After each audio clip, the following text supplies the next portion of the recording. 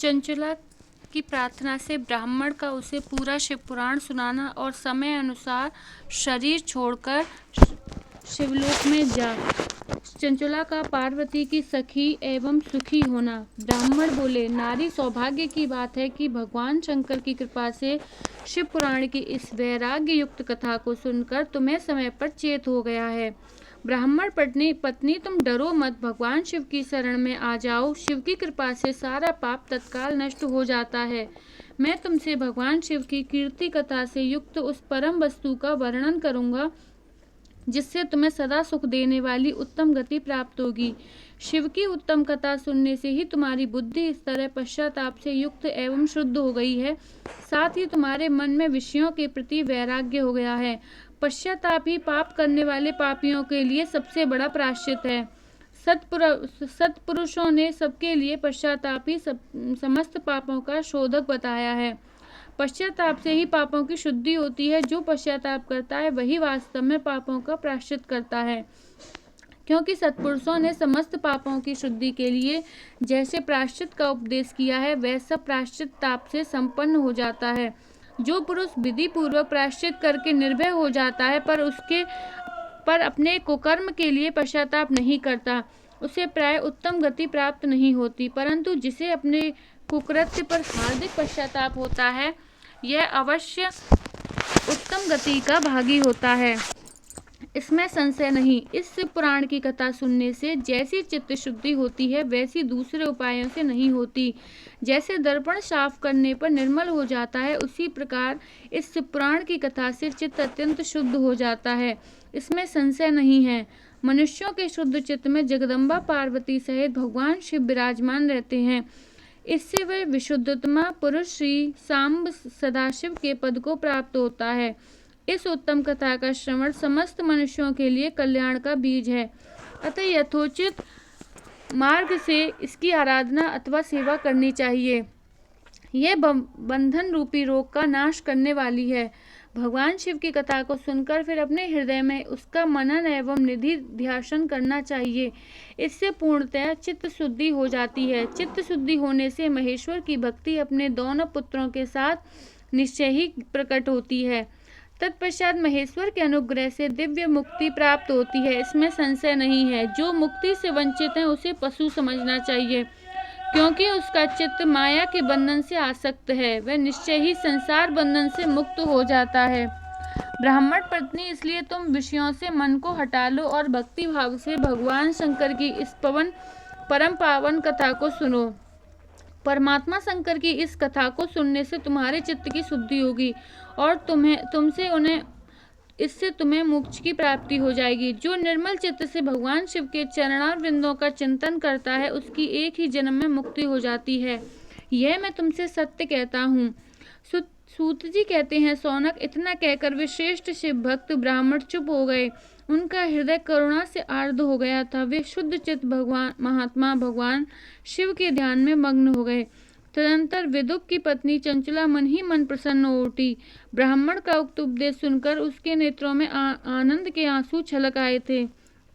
वह ब्राह्मण पत्नी चंचला हर्ष भरे हृदय से उन श्रेष्ठ ब्राह्मण के दोनों चरणों में गिर पड़ी और हाथ जोड़कर बोली, मैं कृतार्थ हो गई।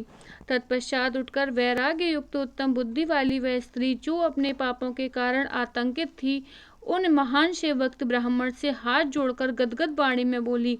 चंचला ने कहा, ब्राह्मण शिव भक्तों में श्रेष्ठ स्वामी, आप धन्य हैं, परमादर्शी है और सदा परोपकार में लगे रहते हैं, इसीलिए श्रेष्ठ साधु पुरुषों में प्रशंसा के योग्य हे साधु, मैं नरक के समुद्र में गिर रही हूँ, आप मेरा उद्धार कीजिए। पौराणिक अर्थ तत्व से संपन्न जिस सुंदर शिव पुराण की कथा को सुनकर मेरे मन में संपूर्ण विषयों से वैराग्य उत्पन्न हो गया, उसी इस शिव पुराण को सुनने के लिए इस समय मेरे मन में बड़ी श्रद्धा हो रही है।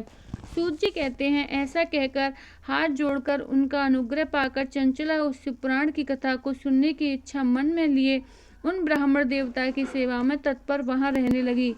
तदंतर शिव भक्तों में श्रेष्ठ और शुद्ध बुद्धि वाले उन ब्राह्मण देव ने उसी स्थान पर उस स्त्री को शिव पुराण की उत्तम कथा सुनाई।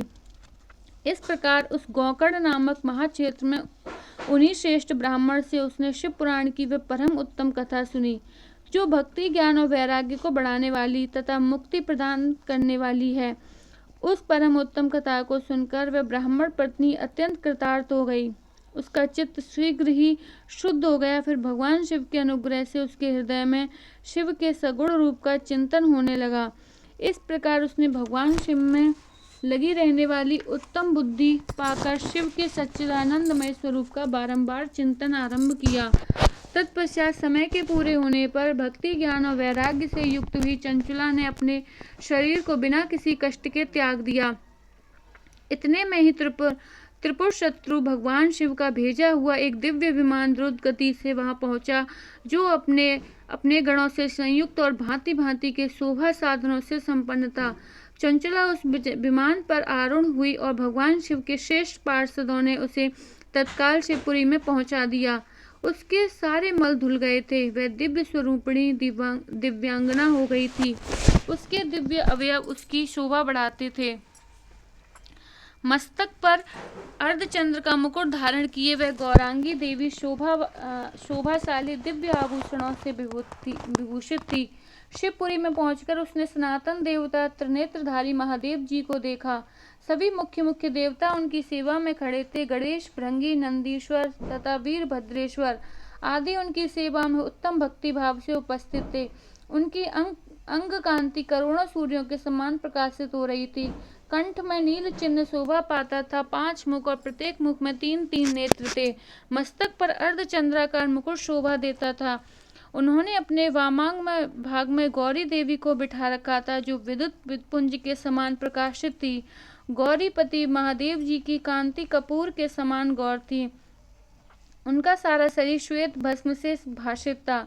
शरीर पर श्वेत वस्त्र शोभा पा रहे थे। इस प्रकार परम उज्ज्वल भगवान शंकर का दर्शन करके वह ब्राह्मण पत्नी चंचला बहुत प्रसन्न हुई। अत्यंत प्रीति युक्त होकर उसने बड़ी उतावली के साथ भगवान को बारंबार प्रणाम किया। फिर हाथ जोड़कर वह बड़े प्रेम, आनंद और संतोष से युक्त हो विनीत भाव से खड़ी हो गई।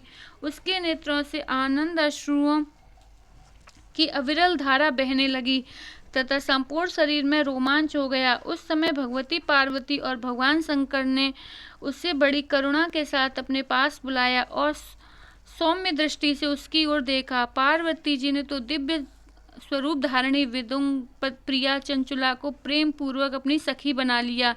वह उस परमानंद घन ज्योति स्वरूप सनातन धाम में अविचल निवास पाकर दिव्य सौख्य से संपन्न हो अच्छे सुख का अनुभव करने लगी। इस प्रकार चंचला को मुक्ति मिली और वह पार्वती जी की सखी बनी।